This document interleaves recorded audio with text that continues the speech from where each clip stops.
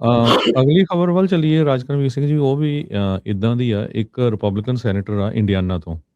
ਉਹਨਾਂ ਨੇ ਲਾਂਚ ਕੀਤੀ ਹੈਗੀ ਆ ਟਰੱਕ ਸੇਫ ਟਿਪ ਲਾਈਨ, ਜਿਹਦੇ ਮੁਤਾਬਕ ਜੋ ਅਨਲਾਫੁਲ ਟਰੱਕਿੰਗ ਨੈਟਵਰਕਸ ਆ ਜਾਂ ਡਰਾਈਵਰਸ ਆ, ਉਹ ਕਹਿੰਦੇ ਪਏ ਉੱਥੇ ਰਿਪੋਰਟ ਕਰਨ। ਸੈਨੇਟਰ ਬਲੈਂਕਸ ਨੇ ਇਹ truck safe tip line report ਕੀਤੀ ਆ ਕੈਰੀਅਰਸ ਲਈ ਤੇ ਡਰਾਈਵਰਸ ਲਈ, ਜਿਹੜੇ ਕਿ ਫੈਡਰਲ ਟਰੱਕਿੰਗ ਰਿਕੁਆਇਰਮੈਂਟ ਨੂੰ ਨਹੀਂ ਮੀਟ ਕਰ ਰਹੇ ਹੈਗੇ।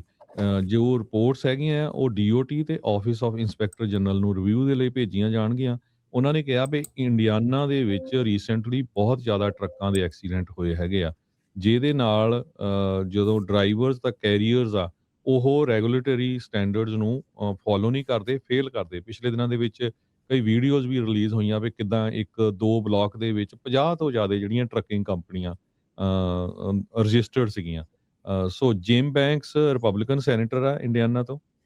ਇਹਨਾਂ ਨੇ ਇਹ ਲਾਂਚ ਕੀਤੀ ਆ ਟਰੱਕ ਸੇਫ ਟਿਪ ਲਾਈਨ, ਤਾਂ ਕਿ ਜੋ ਕੈਰੀਅਰਸ ਜਾਂ ਡਰਾਈਵਰਸ ਉਹਨਾਂ ਦੇ ਬਾਰੇ ਰਿਪੋਰਟ ਕੀਤਾ ਜਾ ਸਕੇ। ਕਹਿੰਦੇ ਵੀ Indiana crossroads of America ਆ ਤੇ ਬਹੁਤ ਸਾਰੇ ਲੋਕ ਉੱਥੇ ਮਰ ਰਹੇ ਆ ਇਹਨਾਂ ਦੀ ਅਣਗਹਿਲੀ ਕਰਕੇ। ਸੋ ਇਸ ਕਰਕੇ ਅਸੀਂ ਇਹ ਜਿਹੜੀ ਟਰੱਕ ਸੇਫ ਟਿਪ ਲਾਈਨ ਆ, ਉਹ ਲੋਕਾਂ ਨੂੰ ਦਿੱਤੀ ਆ ਤਾਂ ਕਿ ਲੋਕ ਬੋਲ ਸਕਣ, ਲੋਕ ਦੱਸ ਸਕਣ ਵੀ ਕਿਹੜੇ ਕੈਰੀਅਰਸ ਕਾਰਨਰਸ ਕੱਟ ਕਰ ਰਹੇ ਆ ਤੇ ਕਿਹੜੇ ਡਰਾਈਵਰਸ ਲੋਕਾਂ ਦੀ ਲਾਈਫ ਨੂੰ ਰਿਸਕ ਦੇ ਉੱਤੇ ਪਾ ਰਹੇ। ਜੀ ਬਿਲਕੁਲ ਰਾਜਕਰਨ, ਆਪਣਾ ਇੱਕ ਕੁਐਸਚਨ ਵੀ ਹੈਗਾ ਆ YouTube ਦੇ ਉੱਤੇ, ਮੇਰੇ ਖਿਆਲ ਕਾਰ ਟਰੱਕਰ ਵੱਲੋਂ, ਕਿ ਉਹਨਾਂ ਦਾ ਲਾਇਸੈਂਸ 2030 ਚ ਐਕਸਪਾਇਰ ਹੁੰਦਾ, ਉਹਨਾਂ ਦਾ ਜਿਹੜਾ ਮੈਡੀਕਲ ਹੈਗਾ ਆ ਉਹ 26 ਦੇ ਚ ਐਕਸਪਾਇਰ ਹੁੰਦਾ। ਲੋੜ ਹੈਗੀ ਆ ਤੁਹਾਡੇ ਜਾਣਨ ਦੀ, ਤੁਹਾਡਾ ਇੰਪਲੋਇਮੈਂਟ ਆਥੋਰਾਈਜੇਸ਼ਨ ਕਦੋਂ ਐਕਸਪਾਇਰ ਹੁੰਦਾ ਆ, ਸੋ ਉਹਦੀ ਲੋੜ ਹੈਗੀ ਆ। ਬਾਕੀ ਮੈਡੀਕਲ ਜਿਹੜੇ ਅਪਡੇਟ ਹੋ ਰਹੇ ਆ ਹਾਲ ਦੀ ਘੜੀ, ਮੈਡੀਕਲ ਦੀ ਕੋਈ ਪ੍ਰੋਬਲਮ ਨਹੀਂ ਹੈਗੀ। ਸੋ ਤੁਹਾਡਾ ਜਿਹੜਾ ਇੰਪਲੋਇਮੈਂਟ ਆਥੋਰਾਈਜੇਸ਼ਨ ਆ ਉਹ ਕਦੋਂ ਐਕਸਪਾਇਰ ਹੁੰਦਾ।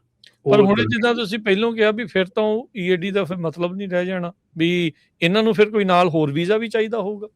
ਡੋਮਿਸਾਈਲਡ ਮੰਨ ਲਓ ਜੇ ਇਹਨਾਂ ਦਾ ਨਾਨ ਡੋਮਿਸਾਈਲਡ ਲਾਇਸੈਂਸ ਸੀਗਾ, ਫਿਰ ਇਹਦਾ ਮਤਲਬ ਇਹਨਾਂ ਨੂੰ ਦੂਜਾ ਹੋਰ ਵੀਜ਼ਾ ਵੀ ਚਾਹੀਦਾ ਹੋਊਗਾ ਕੋਈ ਹੁਣ। ਨਹੀਂ ਰਾਜਕਰਨ, ਜਿਹੜੇ ਲਾਇਸੈਂਸ ਦੇਖੋ, ਆਪਾਂ ਅਗੇਨ ਬਾਰ-ਬਾਰ ਉਹੀ ਚੀਜ਼ ਤੋਂ ਆਪਾਂ ਦੁਹਰਾ ਰਹੇ ਹਾਂ ਕਿ ਜਿਹੜੇ ਵਰਕ ਆਥੋਰਾਈਜੇਸ਼ਨ 30 ਦੇ ਵਿੱਚ ਐਕਸਪਾਇਰ ਹੁੰਦਾ, ਉਹਨਾਂ ਦਾ ਲਾਇਸੈਂਸ 28 ਚ ਐਕਸਪਾਇਰ ਹੁੰਦਾ, ਉਹ ਲਾਇਸੈਂਸ 28 ਤੱਕ ਵੈਲਿਡ ਹੈਗਾ। ਸੋ ਉਹਦੇ ਮੈਡੀਕਲ ਅਪਡੇਟ ਵੀ ਹੋਣਗੇ, ਸਭ ਕੁਛ ਉਹਦਾ ਹੋਊਗਾ, ਉਹ ਵੈਲਿਡ ਹੈਗਾ ਲਾਇਸੈਂਸ ਉਨੀ ਦੇਰ ਤੱਕ। ਜੇ ਤੁਹਾਡਾ ਜਿਹੜਾ ਵਰਕ ਪਰਮਿਟ ਆ ਉਹ 28 ਚ ਐਕਸਪਾਇਰ ਹੁੰਦਾ ਤੇ ਤੁਹਾਡਾ ਡਰਾਈਵਰ ਲਾਇਸੈਂਸ 30 ਚ ਐਕਸਪਾਇਰ ਹੁੰਦਾ, ਉਹ ਜਿਹੜੇ ਆ ਕੈਂਸਲ ਹੋਣਗੇ। ਉਹ 17,000 ਦੇ ਵਿੱਚ ਜਿਹੜੇ ਇਮੀਡੀਏਟ ਕੈਂਸਲੇਸ਼ਨ ਆ। ਉਸ ਤੋਂ ਬਾਅਦ ਜਿਹੜੇ ਲਾਇਸੈਂਸ ਆ ਉਹ ਜਿੱਦਾਂ ਲਾਇਸੈਂਸ ਐਕਸਪਾਇਰ ਹੋਣਗੇ ਉੱਦਾਂ ਹੀ ਉਹ ਕੈਂਸਲ ਹੋਣਗੇ। ਸੋ 2030 ਦਾ ਕਾਰ ਟਰੱਕਰ ਜੀ, ਆਪਣਾ ਮਹੀਨਾ ਵੀ ਦੱਸੋ ਦੋਨਾਂ ਦਾ, ਕਿ ਕਿਹੜੇ ਮਹੀਨੇ ਦੇ ਵਿੱਚ ਕਿਹੜਾ ਲਾਇਸੈਂਸ ਐਕਸਪਾਇਰ ਹੋਣਾ ਤੇ ਕਿਹੜੇ ਮਹੀਨੇ 'ਚ EAD ਐਕਸਪਾਇਰ ਹੋਣਾ।